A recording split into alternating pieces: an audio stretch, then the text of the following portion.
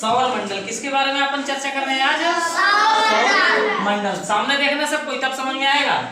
जो सौर मंडल है इसमें ग्रहों की संख्या कितनी है? 8 है। जो ग्रह है तो उसकी संख्या कितनी है?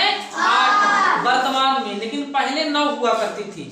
लेकिन एक ग्रह को वैज्ञानिकों द्वारा हटा दिया गया है जिसका नाम था प्लूटो। क्यों हटा दिया गया है? क्योंकि वह ग्रह छोटा था। वो ग्रह क्या था? छोटा था, है ना। तो जो ग्रह होते हैं देखना समझना, बुध है पहला। पहला क्या है? बुध। दूसरा क्या है? शुक्र। दूसरा क्या है? शुक्र। तीसरा क्या है? पृथ्वी। चौथा क्या है? मंगल। पांचवा क्या है? बृहस्पति। छठवां क्या है? शनि। और सातवां क्या है? अरुण। और आठवां क्या है? वरुण। समझ में आ गया ना? है ना। देखो, हम जिस ग्रह पे रह रहे हैं उसका नाम क्या है? पृथ्वी। हम जिस ग्रह पे रह रहे हैं ना उसका नाम क्या है? पृथ्वी। हम लोग पृथ्वी पे रह रहे हैं ना। पृथ्वी भी एक क्या है? ग्रह है जिसपे हम लोग रह रहे हैं। समझ में आ रहा है ना? पहले ही बताया कि पहले 9 ग्रह थे, प्लूटो जिसको वैज्ञानिकों द्वारा हटा दिया गया है। ग्रहों के भी उपग्रह होते हैं। जैसे देखो, ये सूर्य के उपग्रह है कि नहीं है? पृथ्वी जो है अपनी सूर्य के उपग्रह है कि नहीं है?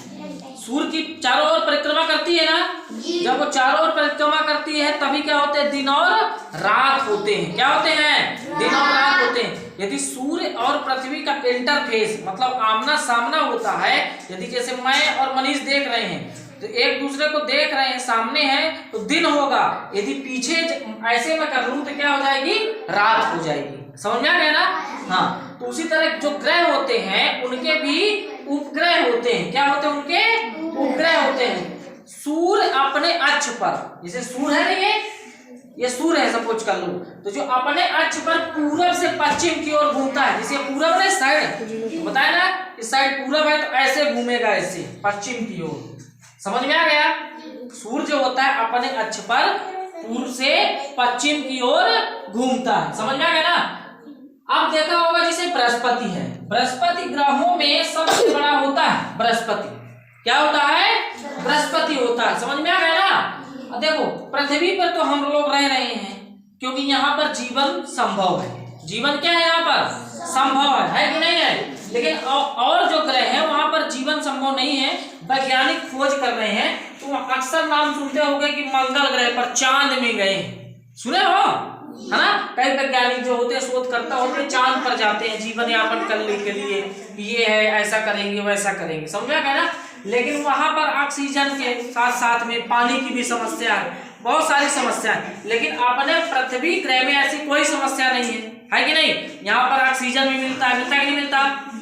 पेड़ पौधे हैं, पानी भी मिलता है और भोजन भी मिलता है। इसीलिए यहाँ पर जीवन यापन संभव है। और जो सभी जीवधारी हैं पृथ्वी में ही रहते हैं। समझ में आ गया कि नहीं आ गया? है ना? तो सौर मंडल में 8 ग्रह हैं। कितने ग्रह हैं?